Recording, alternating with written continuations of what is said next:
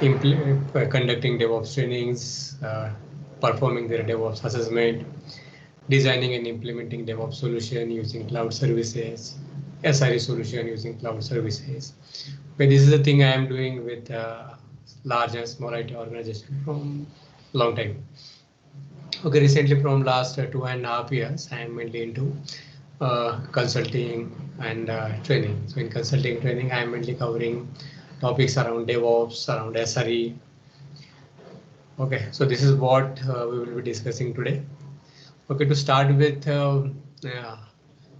I performed different roles during my IT career. So I worked as a developer initially, then I worked as a tester, then I worked in the operations role. So majority of my experience is in operations, where I perform different roles like a release engineer, middleware administrator, system administrator, and then a little bit on management side like team lead, manager. So these are different roles I perform in different organization in last around 20 years.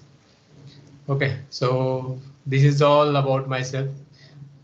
So having said that, I have a different kind of exposure experience during my work. So I got a better clarity on end-to-end software delivery lifecycle, and that actually helps me in my DevOps journey or SRE journey, because the DevOps, SRE, all these things are interlinked, correlated. Now, how they are interlinked, correlated, this is what we will see in our webinar. Okay, with all this, I will start. I will share my screen.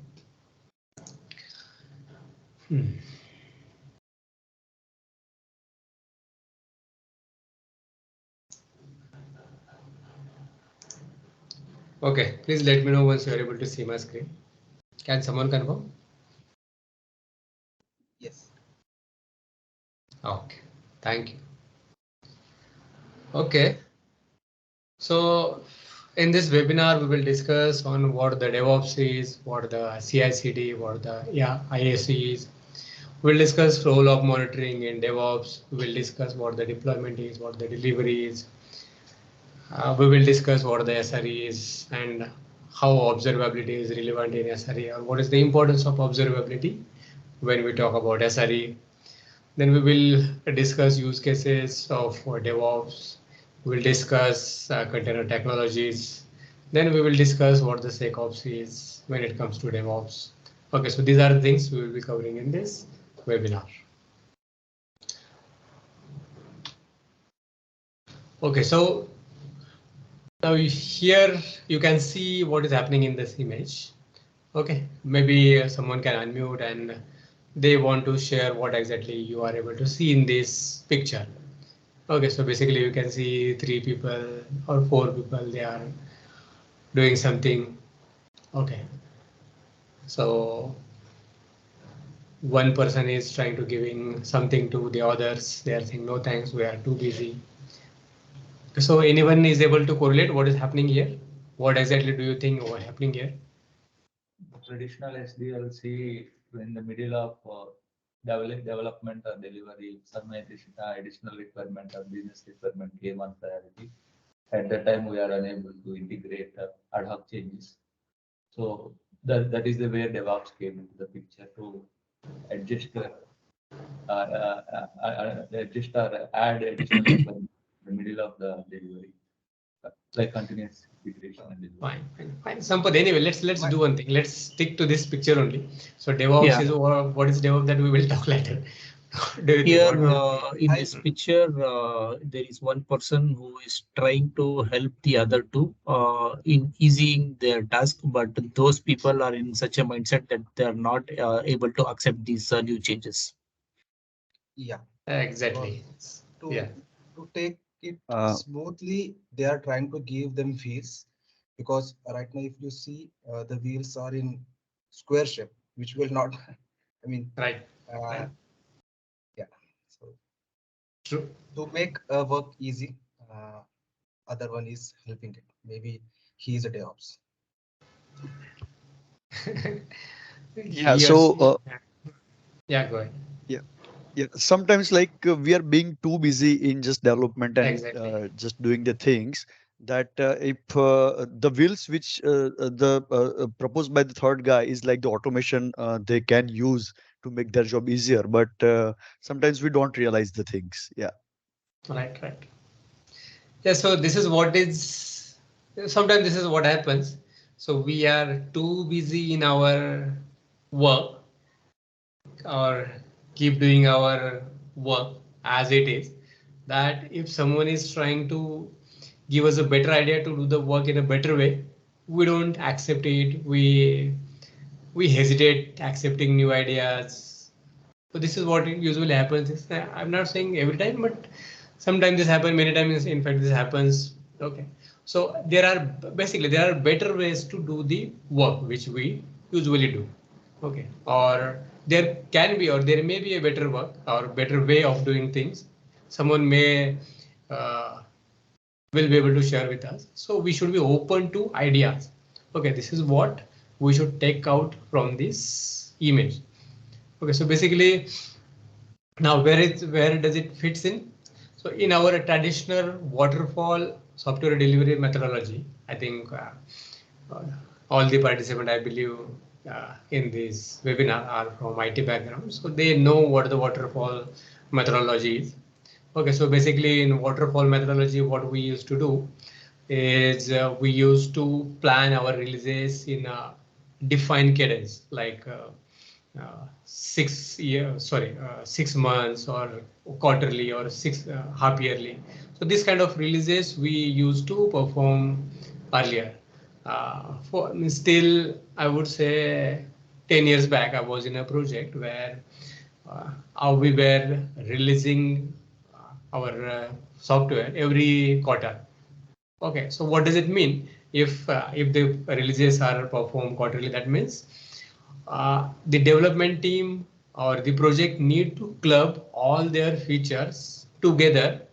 Okay, so that together in the sense they will develop their feature and they will pack them, they will build them, and they will release it quarterly. Okay, so what is happening there?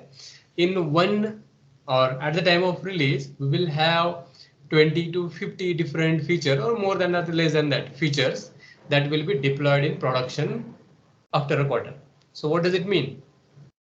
So suppose we are releasing 30 features in a particular release. Okay, so what can go or what is the possibility here? Once we deploy something in production, something may go wrong. We will get into troubleshooting. So this is what I did many times. I got into the troubleshooting calls. I got into the CAB meetings. I got into analyzing or this root cause analysis kind of discussions many times in past. Okay, so what we discuss, what went wrong, then we will understand that okay, something is wrong with feature developer, one particular developer. Okay, then we will try to identify who is the developer. Then the developer will forget everything, whatever coding he or she might have done 2 months back. Okay, so it will take some time for that person to recollect what exactly the change was, where the change was. Okay, so that was the problem with the this kind of release, and why this type of release needed to be performed in that way. So obviously, uh, you may have seen upstream system, downstream system. Okay, so when we make any change in our application, usually it may impact upstream or downstream system.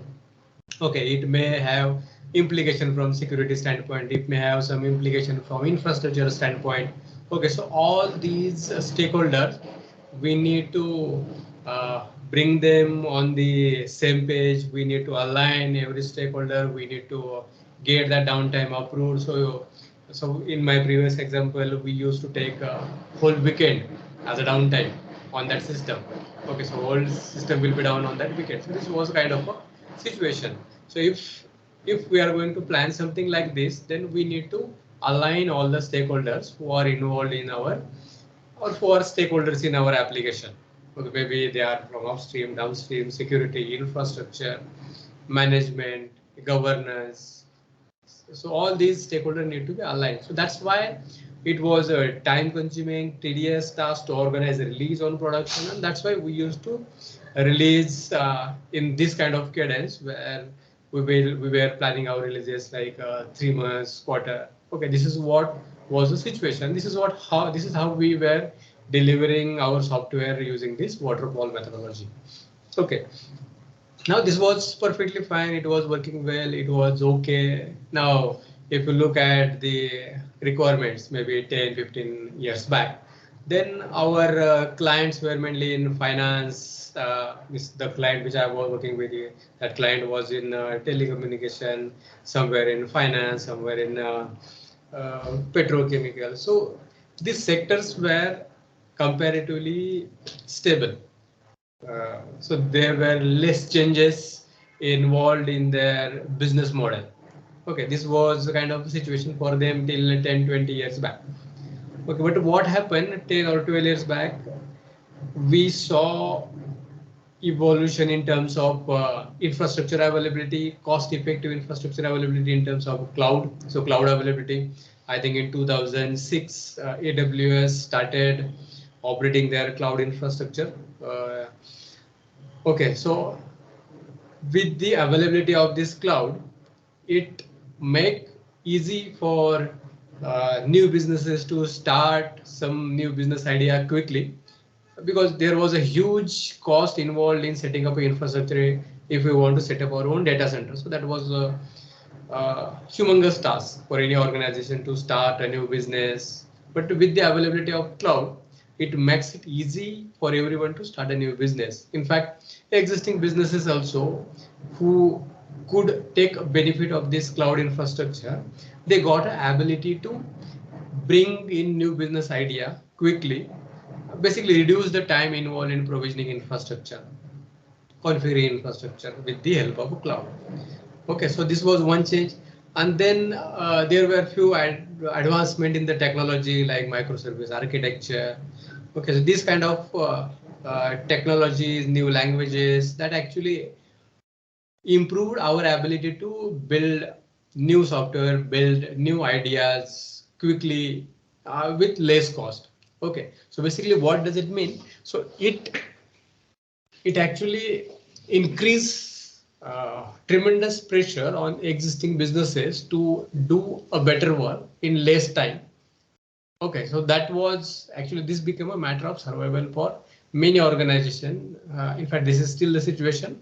So this is a phenomenon which we can see from last 10 years when we started seeing this cloud availability of cloud, advancement in the technology. Okay, so this is where this traditional way of delivering software, which we call it as a waterfall methodology, we found it ineffective.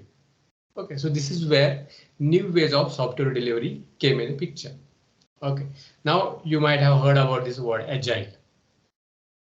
Okay, so anyone want to say what the agile is? This is not the topic of today's discussion, so we will talk on this topic quickly, maybe for 1 or 2 minutes, and then we will move on. So anyone want to say anything on agile?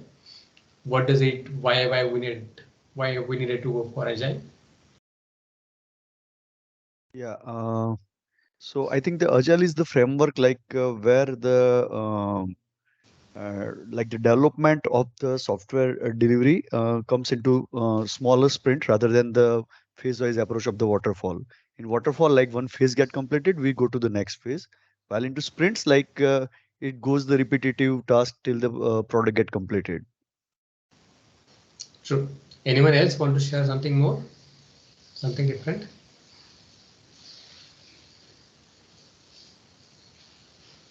Larger tasks are divided into smaller tasks. So a bunch of tasks made a complete one component.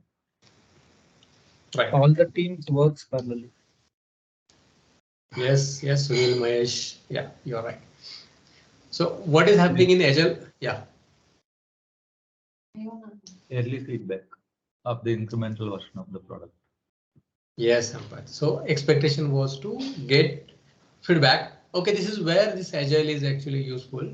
We wanted to get a feedback from our end customer as early as possible, as quickly as possible, so that if that particular idea is a hit idea, then we will continue developing on that idea. Or if that is not good enough to go ahead, we will scrap it then and there. It shouldn't take 6 months. It shouldn't take 3 months for us to get idea into production. Okay, this was the requirement. So what we did, instead of releasing multiple feature in production, we thought that we should break down that big chunk and we will make it in small chunk, like 2 week or 3 weeks, and we call it as a sprint. Okay, so what does it mean? Application team is empowered to take a decision on how many feature, a meaningful feature basically. Now this word is important, meaningful. So meaningful is something which is relevant, important for their end customer. Because this is what they will choose in that particular sprint. They will develop it there, they will deliver it on production. Okay, so that way that particular business idea will get validated with their end customer in a matter of 2 weeks or 3 weeks. So we want to amplify our feedback loop. We want to get a feedback from our end customer as early and as quickly as possible. This is where this agile methodology comes in a picture. Okay, so what we did, we break down our feature in a small chunk. Okay, that way we can develop and deliver them quickly. So this is what the agile methodology is. Okay, now this agile methodology help us to improve our development speed or improve our agility in terms of development. Okay, however, the remaining phases of software delivery, like building that application, packaging it, testing it, then security testing, performance testing, functional testing. Okay, so all these different phases involved in software delivery, deployment. So all these were still manual, still taking time. So even if as a developer we were able to develop our feature in a matter of 2 weeks or 3 weeks, we were not able to release that feature in production quickly as we were expecting. Reason being, usually if you have seen the way testing was happening in past, so it was majorly manual testing. So majority part of the testing was manual in those days. So we used to take around 2 weeks, minimum 2 weeks to 1 month to complete a regression testing. You might have heard about this word, regression testing, then functional testing. Okay, so all these type of different testing used to take 2 weeks to 3 weeks. Okay, and this was another reason why we needed to release our features in a bulk in a 3 months or 6 month kind of a cadence. Okay, because testing was also taking too much time that time. So these were the challenges when it comes to delivering a software. Okay, so this is where we started discussing a different way, a methodology of delivering software. Okay, so now the option to deliver software in a better way was, I think this is where we are coming to a DevOps. So DevOps involves different set of principle practices which are helping us to deliver our software. Basically, optimizing a software delivery was the intention behind evolving these DevOps practices. Okay, so this is what we will discuss in our next slide.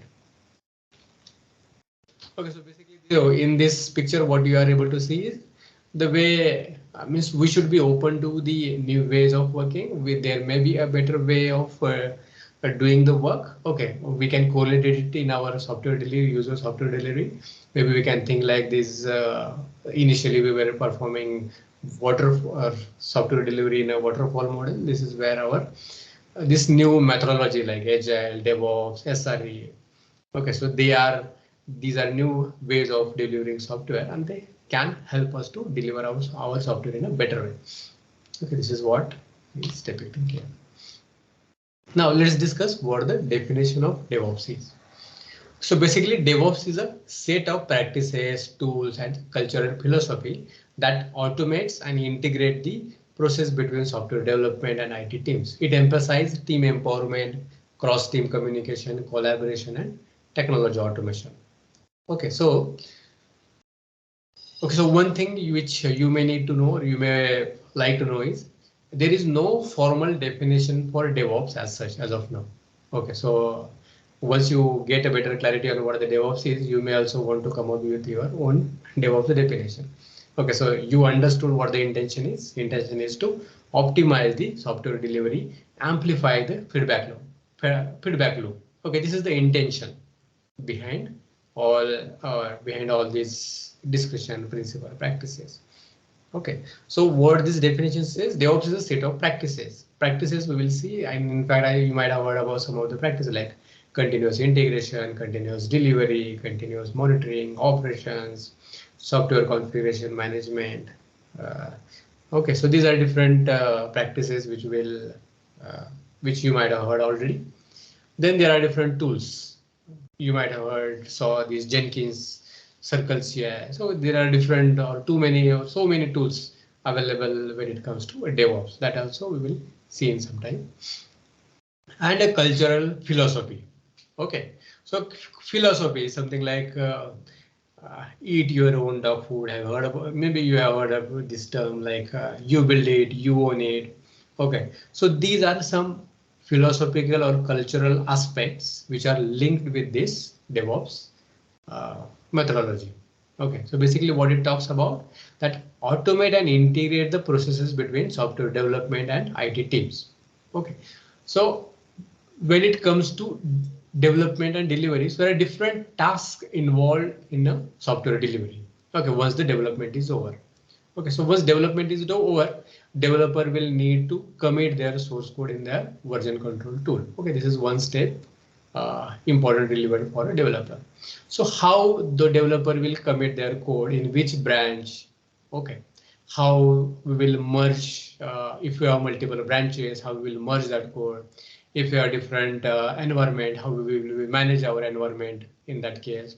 Okay, if we want to deliver our feature in a different manner, like we want to deliver our feature for our subset of user only, then what methodology or software configuration methodology we will use, which branching strategy we will use. Okay, so these are all things involved when it comes to a development. Okay, so these are practices which we need to know, learn a little bit on them.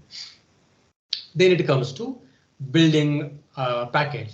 Okay, this is where it could be a Java application. Then there could be a tool like Maven, which can help us to build our application, or a Mant or Maven. If it is a C, C++ or COBOL type of application, you might have heard about the tool Make that is useful for building that application. And there are some more or few more tools for building application like Gradle. You might have heard these tools. Okay, then next thing is once the developer commits their source code in a version control tool, the next thing which is involved in software delivery is validating that code. Okay, so we do code review. We use some tools to perform that code analysis like SonarQube, which help us to analyze our code. Then one thing which is relevant here is once the code is committed, whether that code is adhering to some security concerns. Okay, this is where this OWASP's top 10 vulnerabilities or OWASP tool help us to validate our code is secure enough or not. So these are some of the things involved in software. The next thing I would say is unit testing, then system testing. Okay, then we may want to deploy that package. So packaging that component. So we may want to use some tool like Nexus, Artifactory. This is where we will create a package and we will upload that package there. Then we may want to deploy that on our target environment. So this is where we may want to write a shell script, and we may want to integrate that shell script with our CI/CD tool like Jenkins or something. So there are a lot of things involved in software delivery like this. Okay, so automating these phases is a part of automating the software delivery. Okay, so these are different phases involved in software development and different IT teams. So over which different IT teams are here, we are talking about infrastructure team here. So if you want to deploy something on integration test environment, okay, this is where this infrastructure team comes in a picture. So the environment creation could be a one-time activity, or we may want to create our infrastructure when it is really needed, so that we can optimize on cost. Okay, this is where this infrastructure team comes in a picture. Then security team also comes in a picture, where they want to validate whether the code, whether the application is secure enough or not. Okay, then release engineer who will be deploying that package on target environment. So these are different IT teams involved in a software delivery. So development, testing, infrastructure, security, release. These are different teams who needs to work together to ensure that software delivery is successful. Okay, so basically it emphasizes team empowerment. Okay, so emphasis on empowerment. Okay, so the teams involved in the software delivery should be empowered to know what is happening, decide what is going to happen. So this is all about the empowerment. Then cross-team communication. Okay, this is what was an issue. In fact, this is still an issue. We will see that there are different teams involved in a software delivery, and their goals, objective are usually opposite to each other. For example, a development team will want to deliver something quickly as possible into production, because the development team will be incentivized based on the development work they are doing. So basically their objective will be to finish their development work, put it in production, release to their end customer. This is what their objective will be. Whereas if you look at the operations team, okay, they will be more concerned about the stability of that infrastructure on production. So obviously when we deploy something new on production, most of the time it will break existing functionality. Okay, and if something goes down, if it is broken, the first hit will be taken by the operations team. Okay, so obviously operations team will want to delay, or they will want to ensure whatever is going into production will not break the production. And to ensure that, they may take, or they want to take as much time they need to validate what is going to be deployed on production.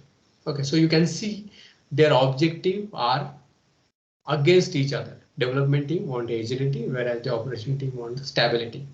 Okay, so this is what the situation is. So what is important here is a cross team communication. So development team should be talking with their operation team, or that operation team should be part of that development team only. That way they have a better communication. They whatever validation operation team needs to be performing, they should be doing it way early, so that the delay can be avoided.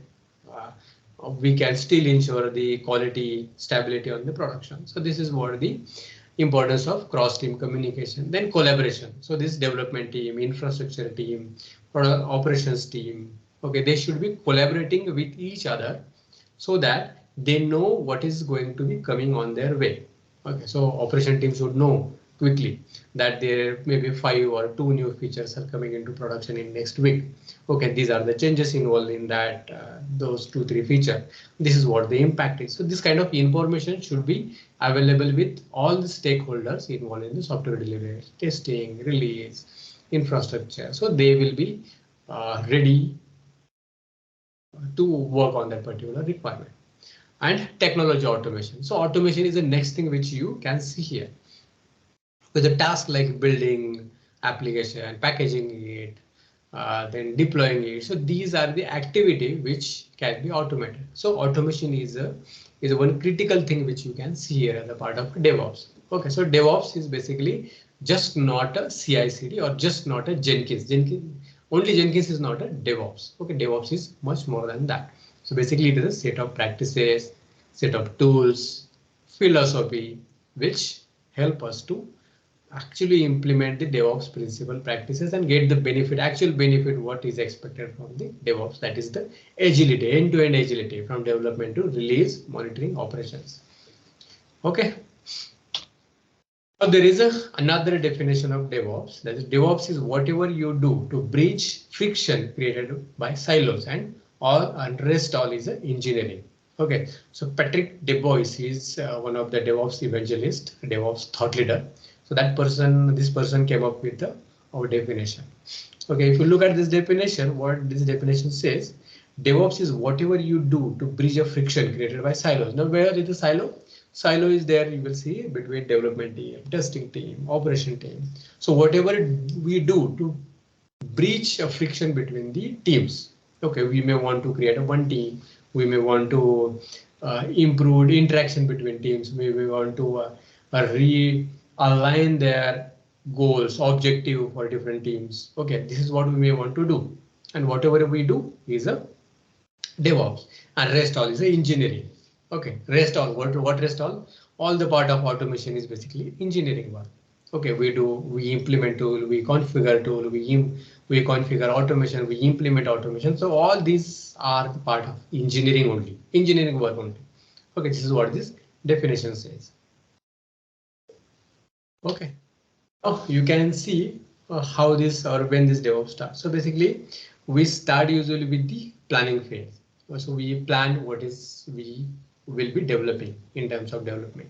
So where we start with the using in software delivery, we start with the planning, then we start with the coding. So development will involve here, then we will build a package, we will test the package, we will release it on a target environment, we will deploy it, we will then operate it, we will monitor it, and based on that monitoring, feedback from that monitoring, we will either plan new feature or enhancement in existing uh,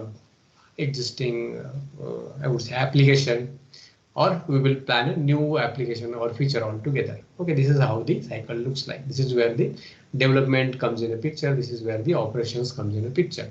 So our objective is in DevOps, this development operation team should work together to improve this feedback cycle seamlessly. Okay, so basically when we talk about DevOps, we talk about these three things. We talk about people, we talk about culture, we talk about the processes. Processes, how do we do our software delivery?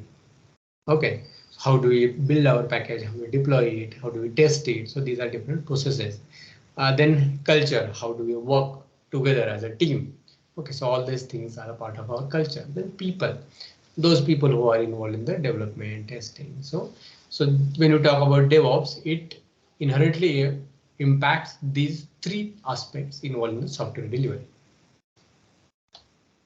Okay, so clear what the DevOps is. Any query, question on this slide? I hope by now at least you have better clarity on what the DevOps is.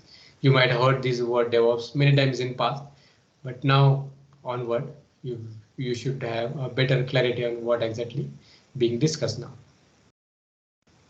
Yeah, unmute and speak.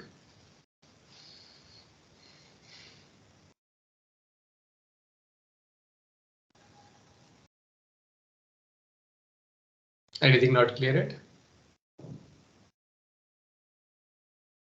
It's clear. It's clear. Good to know this.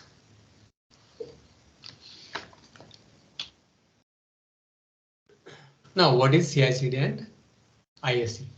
Okay, so you might have heard this word continuous integration many times in past, but you may not know, or you may have it, but okay, let me explore or let me talk more on what the continuous integration is. Okay, so basically integration is an activity which development team does in their coding stage. Okay, those who are a developer here, you may know that when you develop something, you usually will be committing your code in your SCM tool, version control tool. It could be CVS, VCS, T, then Git, GitHub, Bitbucket, SVN. Okay, these are different version control tool which you might have worked on. And you might have seen different branches like development branch, feature branch, release branch, master branch, bug fix branch. So different branches you might have seen. So usually what you will do as a developer, you will develop your code, commit it in a feature branch, then integrate that code in an integration branch or release branch, then master branch. Okay, so this is a different activity which you do as a developer to commit or ensure the code is available in the next or the main branch. Okay, this is what the intention is. Now, in the past, what used to happen, a developer usually writing their code on their local machine. Yeah, as a supervisor, maybe if we ask that person, okay, your code is ready, then he or she will say, okay, I'm working on it, I'm doing it, done, that is available, I will be committing it. Okay, so 2 to 3 weeks that code will stay on their laptop or computer, and sometime what used to happen, their computer will go down, their operating system will be crashed, and they will lose the code. Okay, this was the kind of situation which you might have heard seen in past. And one more thing used to happen, like after 2 to 3 weeks or end of that sprint, every developer will start integrating their code into the target branch, for example, release branch. Okay, so 5 or 10 developers suppose committed their source code in a release branch, say Friday night or Friday evening. So this is what used to happen in past, like a developer will be committing their code in their branch in the evening of Friday. On Friday evening, someone from release team will try to create a package, build that particular source code, and that release engineer will see that their code is not able to build it. That code is broken. We are not able to build it. So this kind of situation you might have seen in past. Okay, so during that build, they will find. In fact, it is not easy to find whose code it is. Okay, so for that matter, they would need to bring in their development supervisor onto the call. Then development supervisor will see, okay, what are the different changes, who did it. Okay, now they will see that, okay, developer is so and so, Ganesh. Ganesh is a developer who developed that code, but Ganesh is left for home already. Okay, that could be a situation used to happen in past. Then that the supervisor will call that developer, okay, come on the bridge. If that person has a laptop, or maybe a supervisor himself or herself needed to update that code. But again, that supervisor may not know what the exact code is. So that supervisor may need to roll back that code. Okay, so this kind of juggling hurdles you might have seen in past when it comes to integrating code. And so intention is to build it and deploy it on testing environment. This kind of situation you might have seen many times in past. Now, this continuous integration practice says every developer should be empowered to commit their code in the target branch once in a day, at least once in a day. So what is the importance of this ability here is, so the developer should be able to develop, or as soon as that developer gets or reach to a concluding stage where his or her code is good enough to go into master or whatever branch they are going to use. So that developer should be able to commit their code in that branch. And the next thing is, we should be immediately, automatically should be able to check that his or her code is in a build situation, means at least that code is able to build. It is not breaking any existing code. Okay, this is what we want to check. And if something is breaking, that developer should be notified quickly, so that that developer should be quickly either roll back that code or make the changes, so that that package can be built quickly. Okay, and the next important thing is, once the developer commits his or her source code, immediately some regression tests should get triggered on that environment. Okay, so that we should be able to know that as soon as the developer committed code, it is not breaking existing functionality. It is able to build, and it is not able to, or it is not breaking the existing functionality. This is what we want to check. And this ability we are getting with this practice, which is called as a continuous integration. So with this continuous integration, we are basically empowering developer to commit their source code and stay assured that their code is in working condition. Okay, so the Friday evening juggling won't be happening. Even if something goes wrong with his or her computer, code will be safe and secure in a version control tool. Okay, this is what the intention of having continuous integration in place, which is an important practice in DevOps. Clear? Make sense?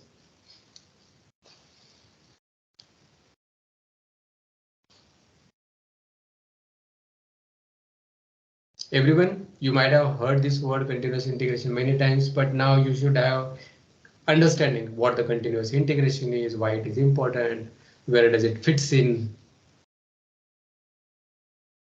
Okay, good. So I can see some impressions. How can I see the impression?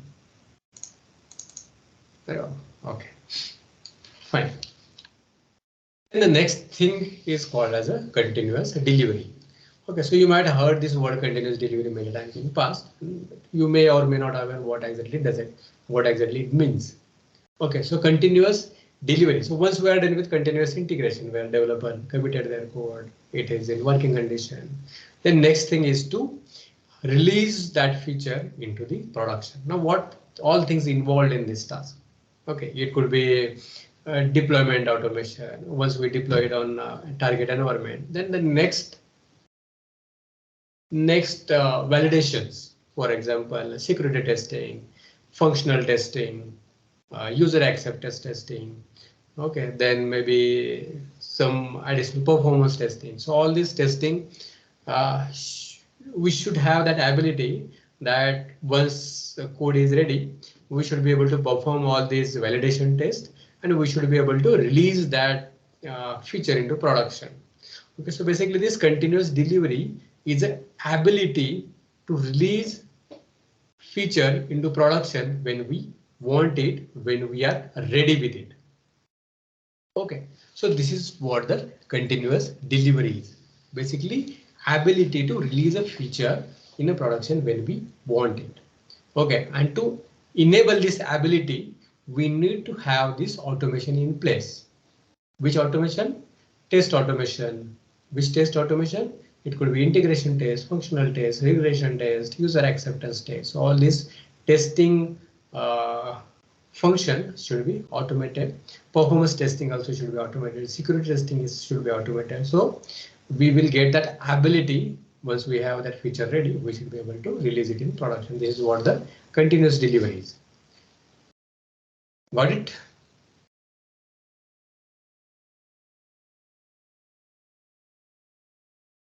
Any question on continuous delivery? Once we understand continuous integration, continuous delivery is something easy to understand.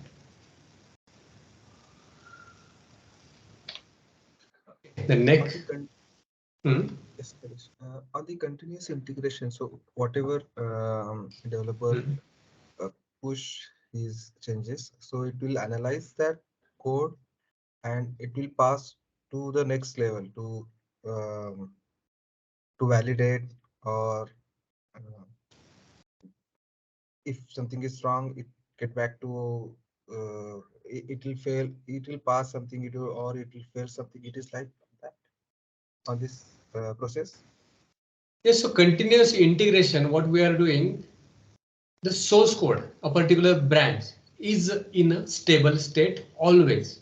Okay, so two things. One is to ensure that developer is able to commit their source code as quickly as early as possible, something like once in a day. This is one objective. Second objective is code which is available in that branch is stable always. Okay, so to enable these two things, whatever we do, that comes under a continuous integration. Okay, now what all things we will need to do.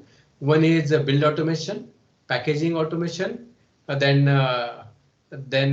some unit testing, some regression testing. So all these things are a part of a continuous integration.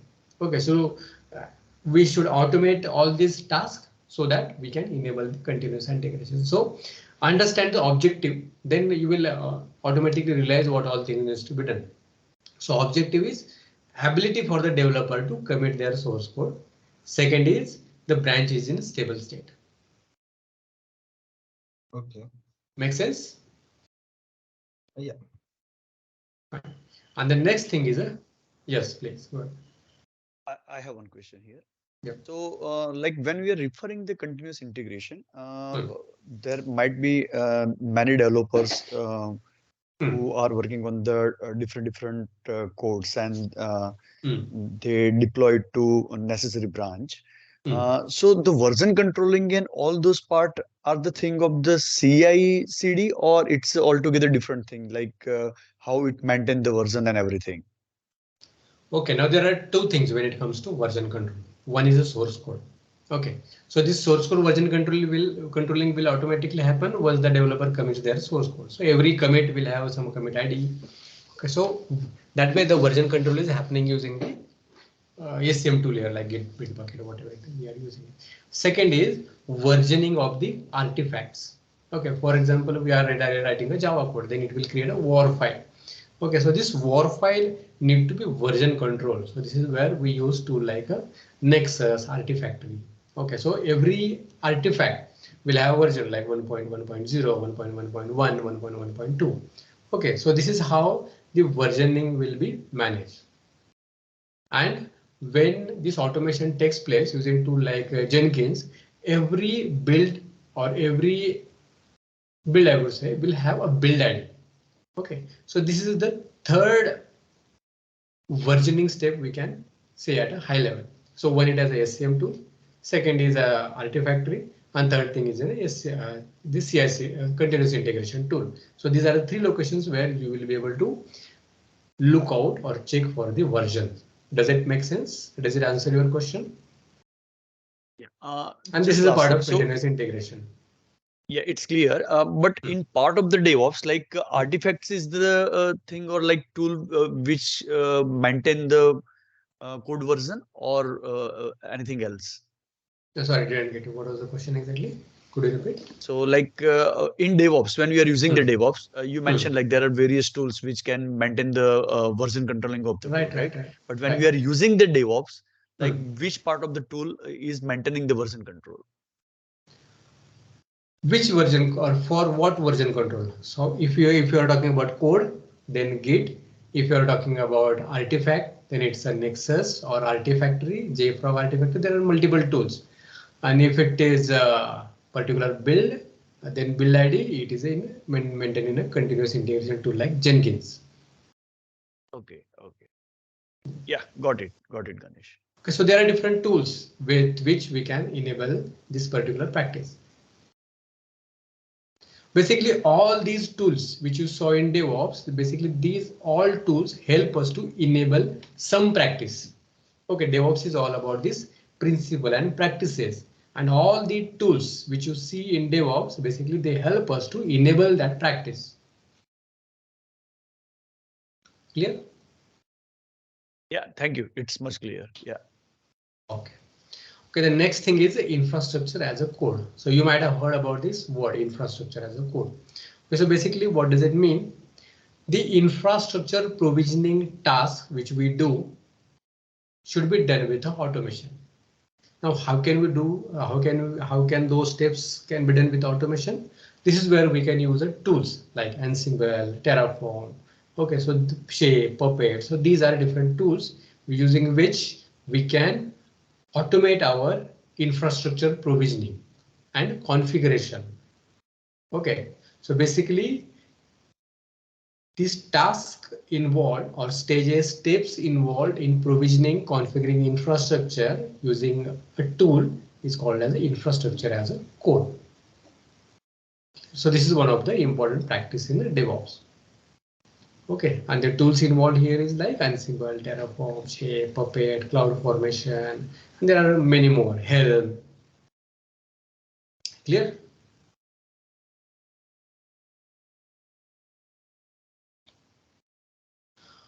Okay, then we will discuss about the role of monitoring in DevOps. Okay, so DevOps is basically in DevOps, it involves all the phases of software delivery. Okay, so monitoring is one of the tasks involved in the operation. Now, how it is important? As a DevOps engineer, we may be responsible for monitoring our environment, our application. So basically, we monitor two things. One is application, and second is the infrastructure. So and why do we do this monitoring? Basically, we want to ensure that our application is up and running and performing as expected. It's the function, it is up and running and the functionality is available. Functionality is in working condition.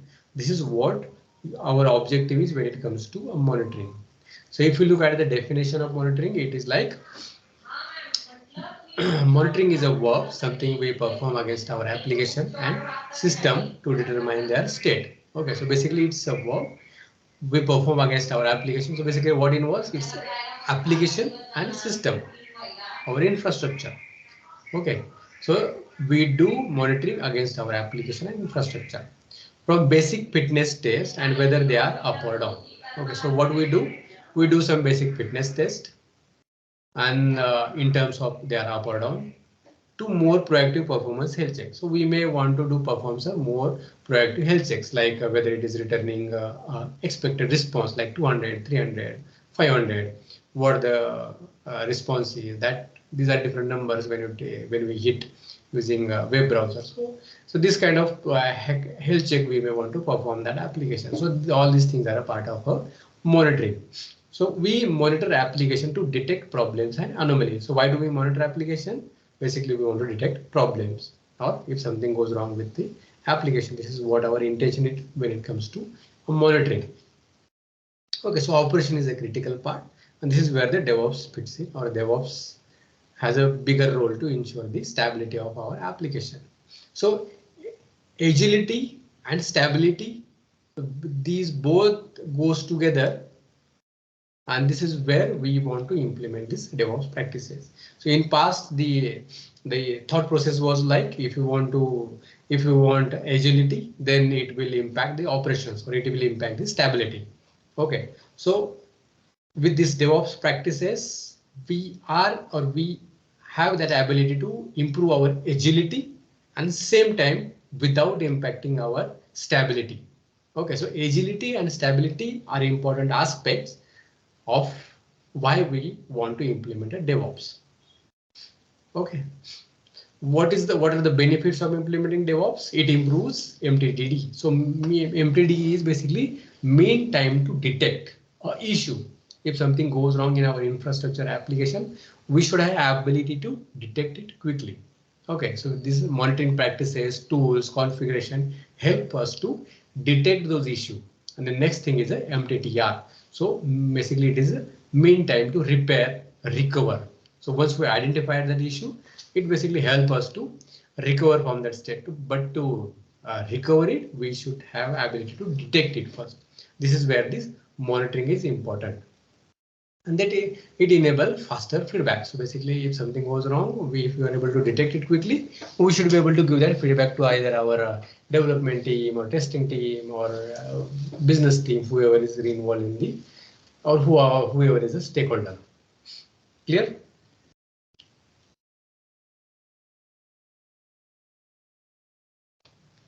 Okay, now we will discuss continuous deployment and continuous delivery. So you might have heard this word continuous deployment. Someone is saying continuous delivery. Now we will discuss what the difference is there when it comes to deployment, when it comes to delivery.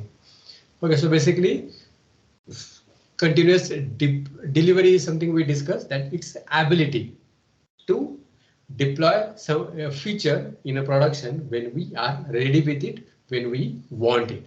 Okay, so basically it's the ability, whereas continuous deployment means we are deploying new feature on production as soon as it is ready, as soon as it is available. Okay, so it is quite possible, like we want that ability, but we don't want to implement it, or we don't want to release that feature as soon as it is ready. For example, in case of banking, they may not want every new feature quickly or immediately in production. They are okay to release that feature once in a week or once in 2 weeks.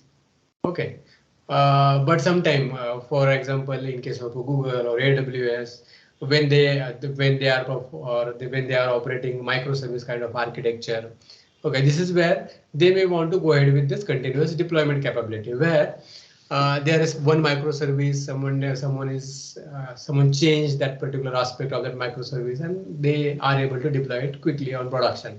You might have heard this: Facebook, Google, Apple, they are able to release 10 times in a day, 50 times in a day, 100 times in a day. Okay, so basically there are two things. One is the ability, and second is actually we are deploying something in a feature or deploy something in a production. Okay, so that ability is a continuous delivery, whereas that actual implementation is a continuous deployment. We are continuously deploying something on production. Okay, so usually most of the organization would like to have that ability, what we call it as a continuous delivery. Okay, so I hope by now you understood the difference between continuous delivery and continuous deployment. Clear?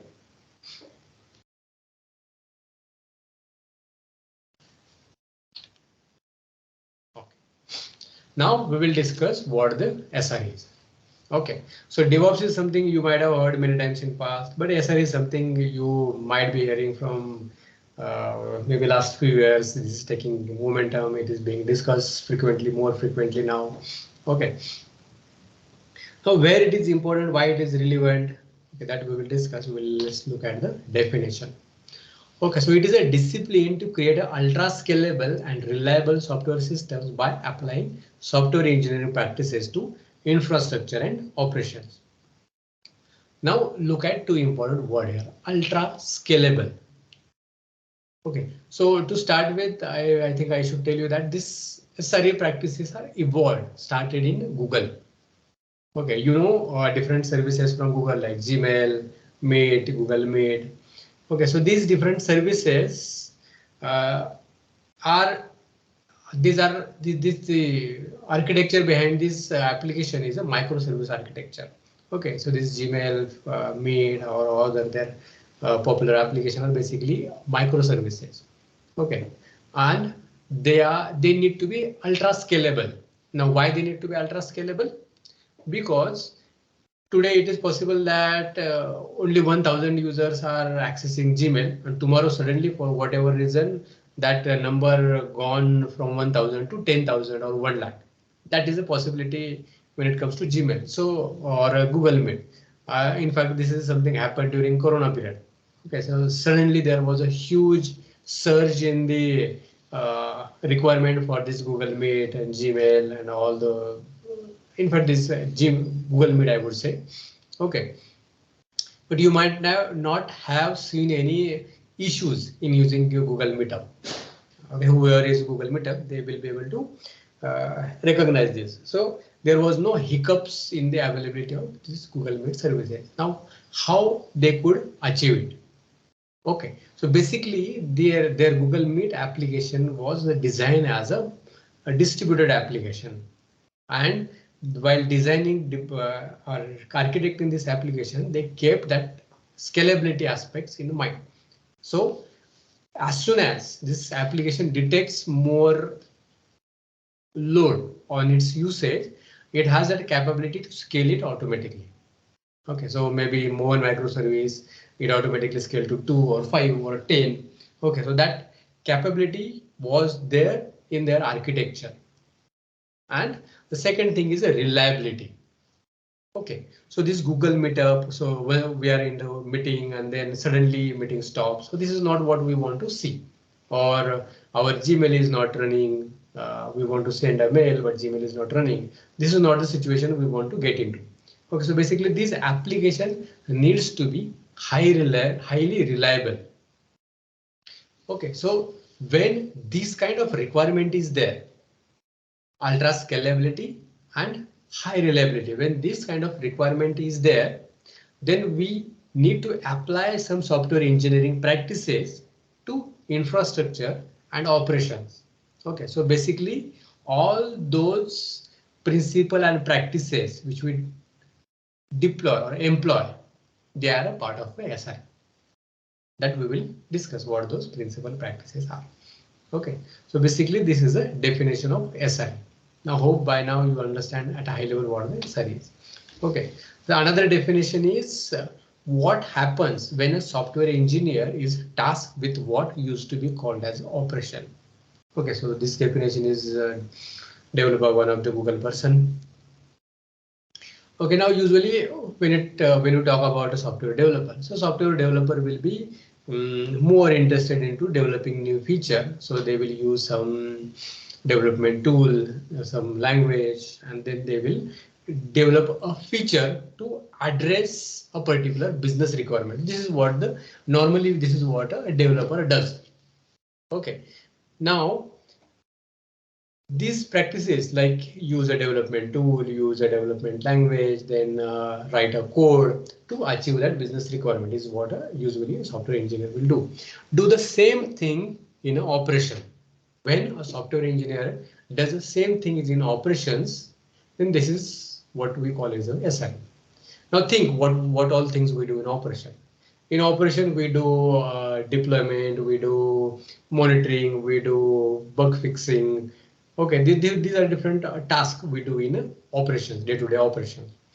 Okay, if a software developer is asked to do all this activity, so that person, he or she would want to automate all those tasks using some development tool and using some language. Okay, so all those things are a part of a SRE. Does it make sense? This definition?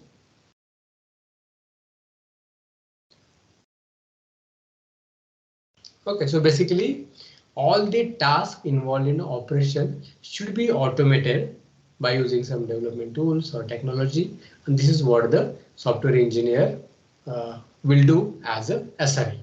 This is what you should take out from this definition. Okay, then there are different principal practices. When you talk about SRE, there are different principal practices involved here. One term is called as a SLO. SLO is basically service level objective. Okay, so our service level objective in case of Google, it could be we want to keep our Gmail up and running 99.9% times. What does it mean? In a month, this Google Meet or Gmail should be up and available for 99.9% of time. So that means if you calculate number of hours in a month, okay, and if you think like if you want to keep it 99.9 available, that means it can go down for maximum 45 or 43 minutes in a month. Okay, this is our SLO. Okay, so SLO is basically we want to keep our system, how much time we want to keep our system available. Then the next thing is SLI. So SLI is basically service level indicator. Okay, so this is the indicator which tells us that how we are performing against our goal. Goal is our SLO. Okay, for example, in January, are we able to meet our SLO? In February, are we able to meet our SLO? March. Okay, this is what this SLI tells us. Okay, how do we calculate SLI? So basically, we monitor our application availability. Okay, and based on that availability, we should be able to tell that this is SLI in January, February, March. Okay, so SLI is basically service level indicator. And then next thing is a error budget. Okay, so basically when we say that our system will be available 99.9% times in a month, that means we have 43 minutes of a time where we can either release a new feature or we can shut down our system for some maintenance work. Okay, this is called as a error budget. Okay, then there is another term called as a toil. So toil is basically all those manual tasks or repetitive tasks which can be automated. Okay, so this is called as a toil. So there are different terms, terminology involved in this SRE. As a SRE engineer, we should be able to know all these terms. We should be able to define our SLO. We should be able to monitor our SLI. We should be able to track. We should be able to track our error budget. We should be able to identify toil. We should be able to reduce those toil. Okay, so all these tasks, activities are part of SRE. Okay, now if you look at the tasks which we discuss in terms of SRE, they are something similar as a DevOps. So in fact, Google says SRE is a specific implementation of a DevOps. Okay, so these are basically set of principal practices focusing on operation. Okay, so SRE is basically more focus is on operation, whereas in DevOps focus is equally distributed from development, testing, operations, and everything. Okay, so SRE is basically going or moving up from operation to testing, development, whereas in DevOps we have equal weightage for each and everything here. Clear? So SRE is not totally deviating different from DevOps. They are interlinked, they are relevant, equally relevant for each other. Clear?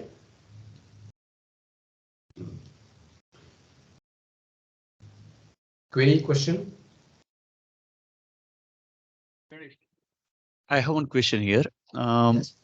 Yeah, so like you explained well for the SRE, like how it's used with the DevOps, like, but at what stage? Like, okay, so when the application needs some ultra scalability and reliability, of course, we use these features or like this functionality is being used within the DevOps. But how in the real life it's getting implemented within the DevOps? Okay. Now suppose now I'm not talking about DevOps here. I will not more discuss what the difference or what the similarity between DevOps and SRE. But think like we are supporting a banking application. Okay, on this banking application, for example, in case of UPI. Okay, so UPI is something recently introduced in India, maybe 2-3 years back. Okay, so that was a change for banking system. It introduced a huge change for banking systems. Okay, so it introduced huge load for banks like HDFC, ICICI. We are using UPI from these banks. Now suppose we are supporting application which is being used in this UPI transaction. Okay, so in this case, this banking application, it needs to be ultra scalable and it needs to be reliable because money transaction is involved here, and it needs to be ultra scalable because whole India is going to be using this UPI and obviously using your application. Okay, so whatever things we do to ensure that it is ultra scalable, it could be auto scaling capability. Okay, if that application is on cloud, there is something called as auto scaling in AWS. Okay, there is similar function available in Google Azure cloud. So we should be enabling this auto scaling is a responsibility of SI. Okay, then it needs to be reliable. So to ensure the reliability, we need to have a proper monitoring in place. So as a SRE, we should be installing, configuring those monitoring tool. We should be installing, configuring those alerting tools. Okay, so as a SRE, we should first implement all those scaling capability. In terms of reliability, we should have ability to install, configure our monitoring capability, alerting tools, then observability tools. Okay, so all these things we should be implementing as a SRE. We should be automating all the tasks involving software delivery like deployment task. Okay, so all these things as a SRE, we should be automating it. And there is one more thing on top of this. As a SRE, we need to be available on call to support if something goes wrong for that application. We should be available. We should be picking up a phone. So basically, it's on-call support as well. So on-call support is one task, and second task is improvement activity, where we may be involved in either installing new tools, configuring new tools, creating automation. Okay, so at a high level as a SRE, these are two things which we will do. One is on-call support and second is improvement task. Clear? Make sense? Clear. Yeah. Okay. Now let's discuss what the observability is in SRE. Okay, so observability is a noun, is a property of a system. It is a measure of how well internal state of a system can be inferred from a knowledge of its external output. Okay, so basically we want the ability to check first. We should have ability to externalize those output, and we want the ability to check or understand looking at that output. Okay, output means our application. We need to write our application in such a way that it should generate additional information about itself and about its states and about its ability to support that functionality which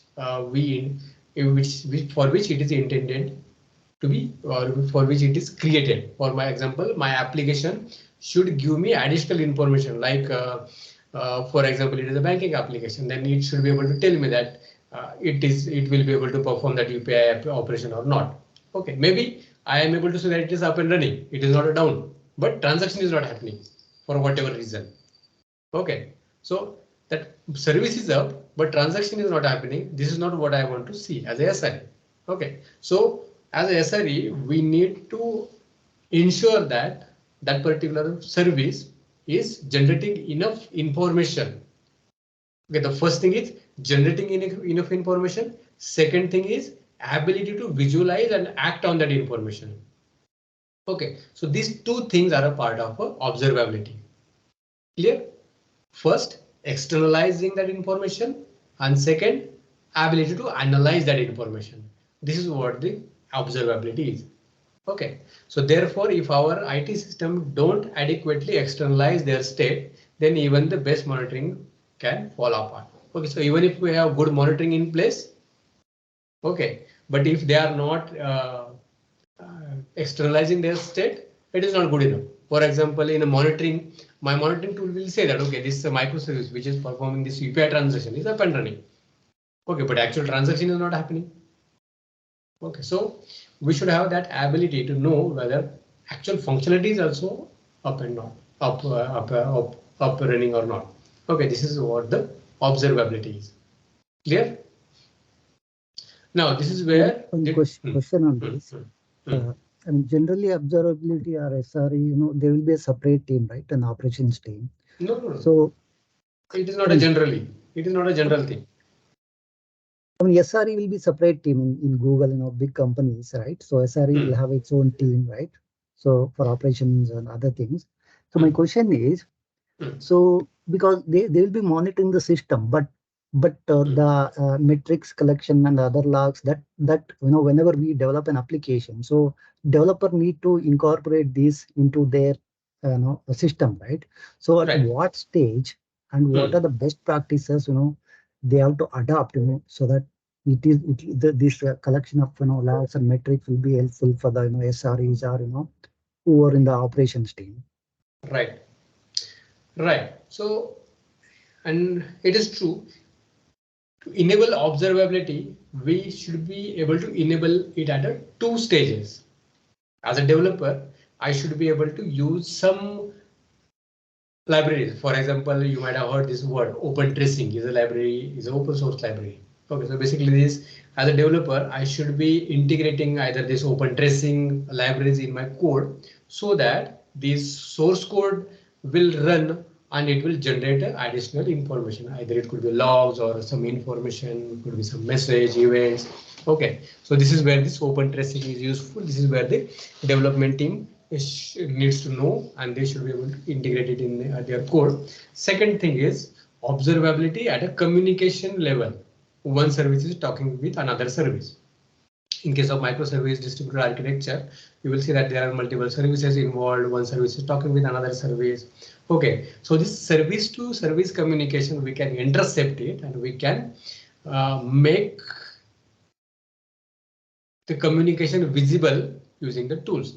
This is where the tools like Istio comes in a picture. You might have heard this tool, Istio or Service Mesh.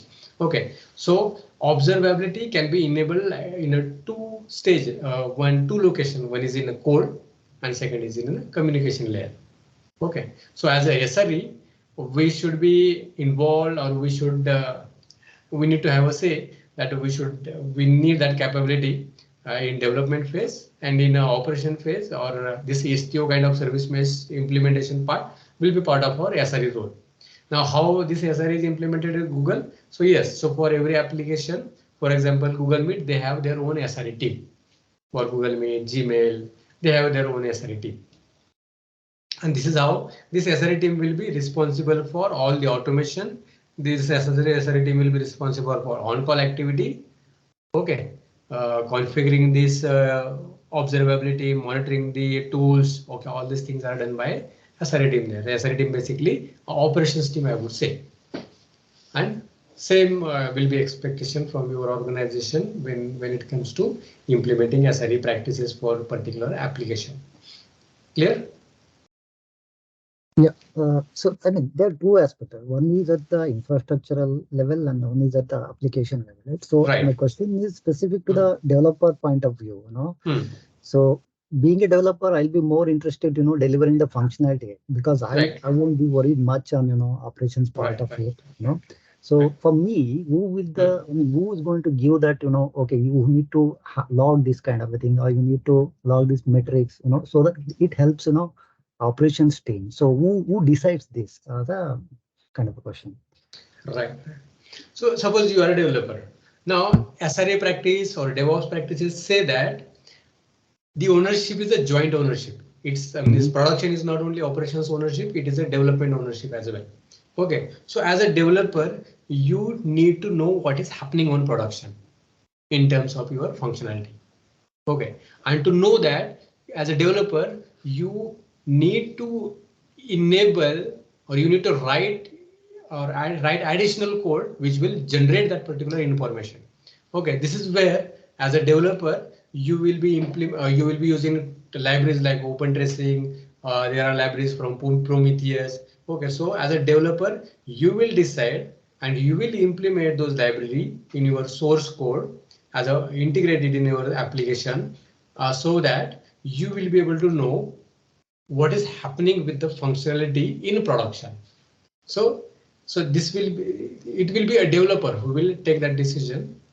In fact, it will be a collective decision from SRE team and development team. So both will take that collective decision which tool we want to use in a development phase. Basically, a developer will be writing or incorporating those libraries in their source code. Clear? Yep. Yeah. Thanks. Okay. Now, different use cases of DevOps where it is useful. Okay, so basically a distributed architecture or microservice architecture. You might have heard this microservice architecture many times in the past. Basically, microservice architecture enables or it gives the ability to independently deploy a service and independently test it. So independently deployable and testable service is what we are expecting from this distributed architecture, microservice architecture. Okay, and to enable this capability, this DevOps principle and practices helps us. Okay, so basically using this DevOps principle practices, it is easy for us to develop and operate a microservice application. Otherwise, operating microservice application manually without automation, without using good tools, without following good practices is a nightmare. It is not an easy thing.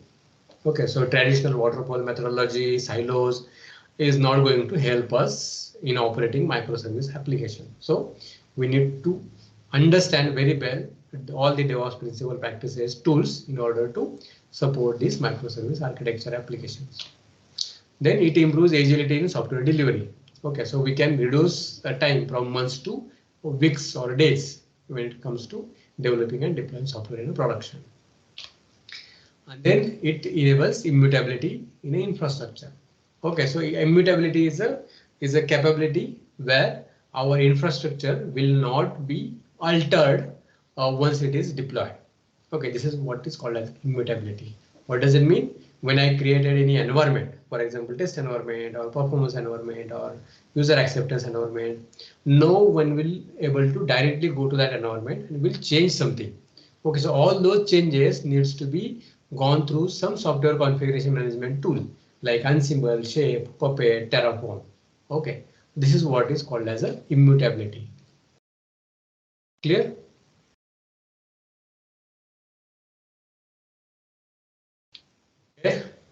Okay, DevOps using container technology. Now, why containers? Okay, now we discuss a word here, immutability. Okay, so when it comes to a microservice architecture, or even if it is a monolith microservice architecture, we would like to have our functionality and application immutable. Okay, as a developer, as a tester, we want to ensure that whatever is being developed, same thing needs to be deployed into test environment and same thing needs to be deployed in performance test environment and production. Okay, so we want to ensure that there is no deviation in different environment. Okay, development environment is same in terms of configuration when it comes to test environment or production environment. So at least configuration should be same. Their capacity may be different. Development environment may be smaller in capacity, but their configuration will same. Okay, so this is what can be enabled using these containers. Okay, so you might have heard this word Docker. Okay, so basically this Docker organization came up with this containerization technology. It is not only Docker, there are other organizations who were working on containerization, but Docker is a popular tool here for containerization. Okay, so basically we containerize our service, our application, and the same container gets deployed on development, test, and production environment. And this gives us capability that we are shipping our application code, configuration, and a dependency altogether from one environment to another environment without worrying about any changes, because we won't be able to make any change. And this is why this container technology is popular now. Okay, so most of the application which you are working on, either you are maybe a user of this container technology, or maybe you will be working or developing container, delivering container. So all those things you may be doing already. Okay, so then the next thing is a container orchestration. When we say, or when we start working on these containers, then there are different things involved in an operating container, like creating images, managing container images, and then running those container images, or managing container images. Okay, so to manage all these container images, for example, we may have 50 different services supporting our application. For example, if you have seen this Amazon website, so this website contains around 250 different or more than 250 different services to support that particular AWS website. Same goes with Netflix or Spotify. Okay, so these are microservices, and every microservice is basically a container. And to operate all those containers, we need some orchestration. So this is where this Kubernetes Linkerd comes in the picture. So Kubernetes is basically a container orchestrator. Okay. Now you might have, or at least you should have a good understanding, or at least at a high level you might have what the container is, what the container orchestration tools are, where they fits in, why they are required. This is what you will need to know. Okay, then security in DevOps. Okay, so as a DevOps engineer, SRE engineer, we need to ensure securing different phases of software delivery from start to end. For example, coding stage, we need to do all the required activities in securing code. For example, we should have some security vulnerable assessment tools like check marks, like SonarQube, like OWASP Lab, which will check the security of the code, vulnerability in the code. Same goes for libraries, dependency libraries, so Synopsys, Black Duck. These are different tools which help us to ensure security of the libraries. Then we should ensure the security during the build phase. Okay, so we should be storing our build artifact properly. Okay, we should have artifactory tool in place. We should have authorization, authentication in place. Okay, these are all things involved in the building, securely building our application. Right? Securing our deployment phase, our deployment tools, they should be secured enough. We should have some security testing involved in the after deployment. Okay, like Veracode tool, this tool can be used to ensure that our application is secure enough. Runtime, this is called as runtime security. Then operations. Okay, so basically authorization, authentication, access control. Okay, these are all different things involved in terms of securing operations. Okay, so when you talk about SecOps, basically, or DevSecOps, basically we are talking about securing code, securing build, securing deployment, securing operations, all those security aspects which we should be able to automate, and they should be part of our CI/CD pipeline. This is what this SecOps means at a high level. Clear? Okay. So the CNCF is basically Cloud Native Computing Foundation. So this is one organization which is managing many open source tools which are involved in the DevOps or SRE landscape or SRE kind of work. Okay, so if you look at this Cloud Native landscape, you can see different databases, streaming messaging, application, continuous integration, continuous delivery tools. There are different platforms, service mesh, API gateway, service proxy, remote procedure. Okay. So as a SRE DevOps engineer, you will be expected to know some tools from, or at least one tool from each category here. Okay. Argo CD, for example, you are operating container, then you should know what the Argo CD is. Okay, you should know either Jenkins or Argo CD, but basically you need to have understanding on one tool technology, which you can see here. Then there is a this is all about the DevOps tool. Okay, so you can see there are different DevOps tool involved. Like if you look at deployment, then you can see Urban Code Deploy, Pulumi, Spinnaker. Okay, so here in this website, you can see different tools used for different implementing different DevOps practices. Okay, and as a DevOps SRE engineer, you should have understanding on one tool at least in each area. Okay. Then there is one in there is one place which is called as a state of DevOps state of the DevOps report. Okay, so Puppet and Dora, these are organizations which are publishing every year a report which is called as state of the DevOps report. So as a DevOps SRE engineer, you should be reading all those reports, see what they are trying to say, where the industry is, what maturity means, that kind of information you will be able to see. As a DevOps engineer, you should read some of the books. One is the Phoenix project from Jenny Kim, Continuous Delivery is another book, the DevOps handbook is one book, Making Work Visible is another book, which these are some of the books which you should read, refer. Okay, this is all from my side. I think we are over by 6 minutes. My name is Ganesh Pise. This is my LinkedIn profile. On LinkedIn, you can search Ganesh Pise. You should be able to find me easily by looking at this photo, I believe. Okay, LinkedIn just Ganesh Pise. You can contact Stalwart point of contact Anudeep here for more information. Okay, so all the tools, technology which I discussed earlier, practices which we discussed earlier, SRE, DevOps, all the tools we cover or we perform training activity on all the tools and technologies which we discussed till now.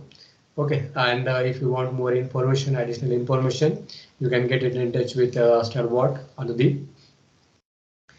I think with this I am done. If you have any query question, we can discuss now, or just in case we are over on time, whoever needs to attend some different discussion, they can log off and continue. So I am open for questions. Team, before you sign off, I have also shared a feedback link with you in the chat.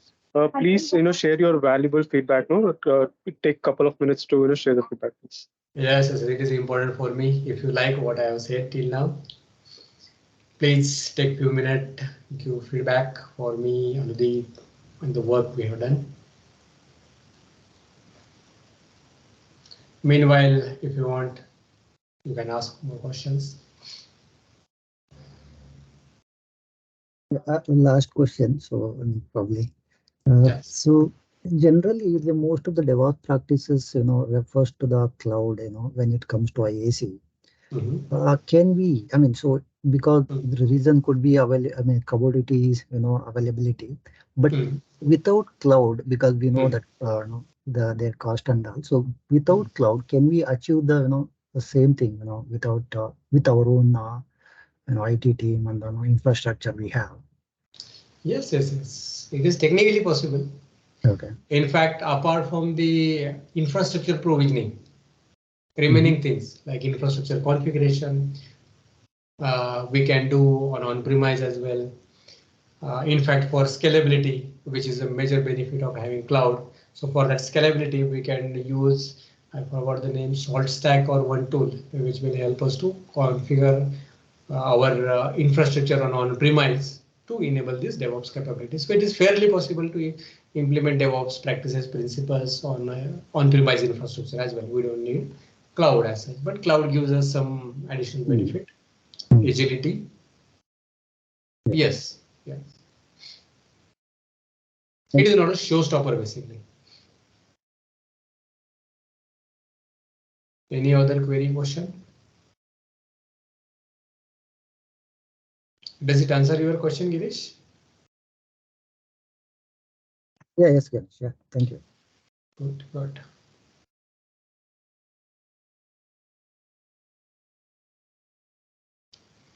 Okay, I hope. Does anybody else have any questions?